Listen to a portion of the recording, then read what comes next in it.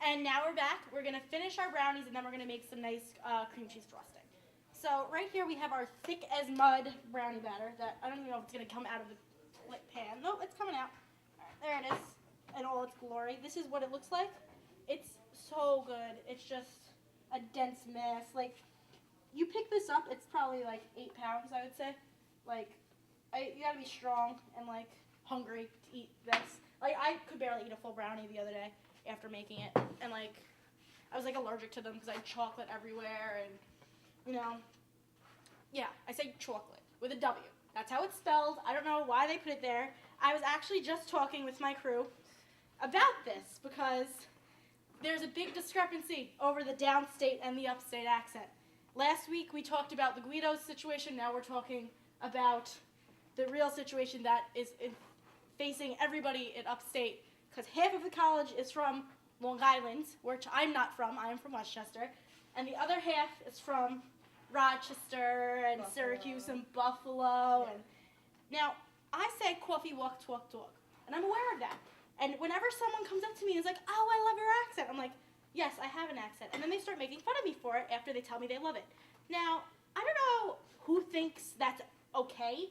Like, this is just the way I speak. I was raised to speak this way. Like, what do you want me to do? This is just how I talk, and I walk over there, and I take my dog out, you know? Like, this is just how I am. So, like, you guys upstate, you have the flat A. You talk like this, you say calendar. And, you know, you're just jealous that you don't sound like me, because I would want to sound like me, because, you know, it's me. So, now, trying to mix anything into these brownies is an impossible task. So what we're going to do is we have a mixture of, like, 3/4 of a cup of chocolate chips and some almonds. So you're going to sprinkle them on top and, like, squish them down on top. So it makes just, like, a nice top coating crust on it. Now, you're going to have this. It's not, like, you're going to see it and it's going to look really pretty. You can have the option of putting on this, the icing that we're going to make. Back to the issue at hand. Now, if I had an upstate accent, I wouldn't know what to do with myself. I would probably meet people in college, hear the downstate accent, and try to develop it like my good friend Martina does. She basically lives with me. My friend Martina sleeps over my house probably 5 times a week. I love her to death. And she lives in Oneida, and I live in Waterbury. So we're always so far from each other, and like when she's not around, we don't know what to do with ourselves. And I'm really, slowly but surely, she will develop my accent, especially when she comes to visit me down in Westchester. She will get it, because I don't know if you watched last week, but between me and my twin sister and my older sister, it's basically just the most obnoxious accent ever.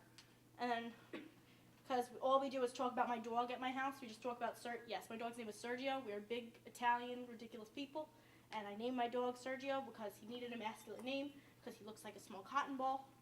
So yeah, so at that point she will fully have her downstate accent. She could just move down there and assimilate beautifully. So this is what this looks like now. It already looks like it's baked, but it's not. And now we're going to stick it in the oven for 35 minutes. Okay. Set my timer on. And those are going. Okay. So now we're going to make our cream cheese icing. I was going to make chocolate cream cheese icing, but I didn't have any chocolate. So we're not making that. We're going to make regular cream cheese icing, which is super easy.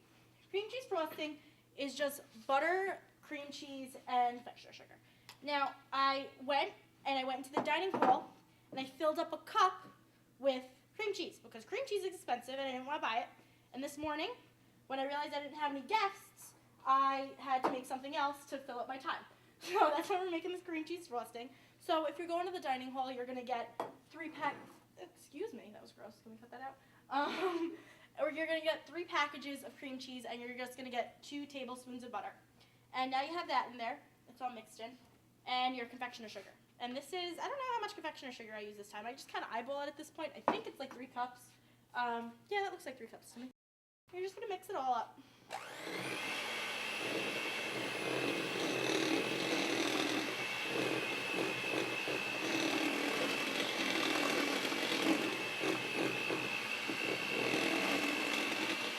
You will quickly realize that you can't just make icing that way. You need to get water and you need to add it.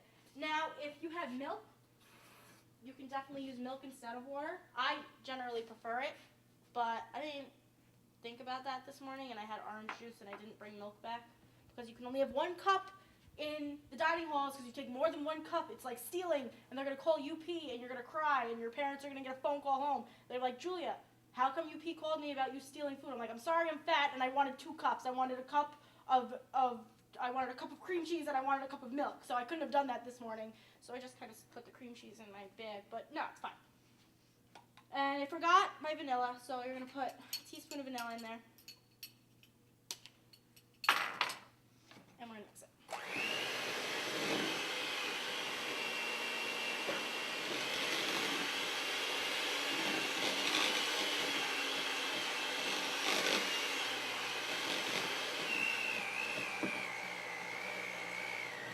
Please don't combust.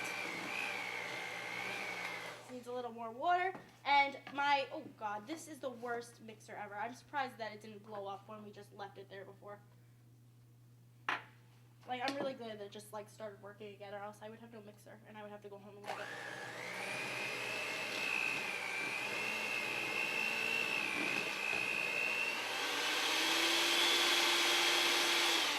About all you, but I really don't feel like driving 5 hours to go get a hand mixer.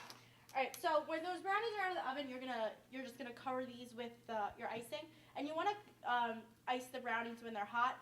Now these are the Magic Cooking TV show brownies that I made the other day, but like they're already made. You know, like when you see like Sandra Lee or whatever, and she's like, oh look, and she takes it out of the oven, and even though you just put the old one in the oven, you come out of the oven, it's like, holy crap, it's done and looks delicious. But no, I didn't do that. I just cut them up and like. They're here. They're all funny shaped, but it's okay. So here's our brownies from the other day, and you're just gonna frost it. And when you ice anything, like a cake or whatever, you'd never want to pick up your spatula. You're gonna put it down, and you're just gonna go like this, and you're not gonna want to pick it up because if you pick it up, you get pieces of your cake on it. And you don't want to do that because then it doesn't look pretty. And there is your icing on your brownies. I think it's delicious. That is really sweet. Wow. Yeah. Definitely diabetes from these. Definitely. I have a knack for this. I'm really getting good at sending people to the hospital. I'm really sorry about that. But if you eat these brownies, I think it's worth it. I really do. So this is that recipe, and we're pretty much done, guys. So I know by now you have the munchies, and I'm going to let you go to late night. So this was Get Baked with Julia. Enjoy getting baked. Yes. Les temps changent.